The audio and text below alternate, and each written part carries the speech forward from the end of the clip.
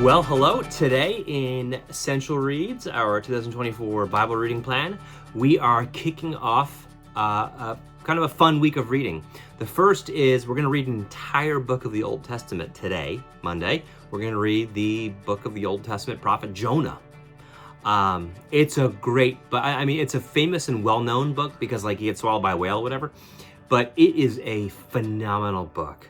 Not just about like our kind of reluctance to actually listen to what God says. But what the book is really about is about God's surprising mercy for those who we don't think he should have mercy for. And the question which like we must confront, which is like, are we gonna tell God who to be gracious to? Or are we gonna allow God to be God? So it's a great book. It's a challenging book. It might be a little long for one reading, but read it. It's the book of Jonah. It's phenomenal.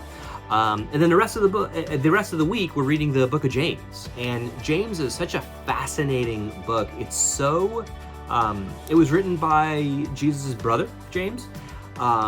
He knew Jesus pretty well. He wasn't a follower of Jesus actually though until after Jesus died and was rose from the dead, which is pretty interesting. But the book of James, it's so practical, it's so challenging, it's so like, faith must be worked out in real life or else it's not faith. James is an interesting book because there's not a lot of references to God and things like that. It's it really just feels like a very different kind of approach. So anyway, I don't want to spoil too much, but read Jonah this week, read the book of James.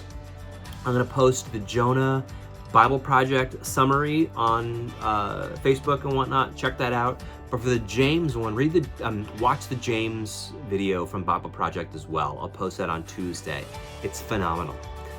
Really helpful to understand James, which again, it's so practical and so helpful. Yeah, so I want to encourage you to read those this week, especially as we get started in our step groups this week. All right, have a great week of reading.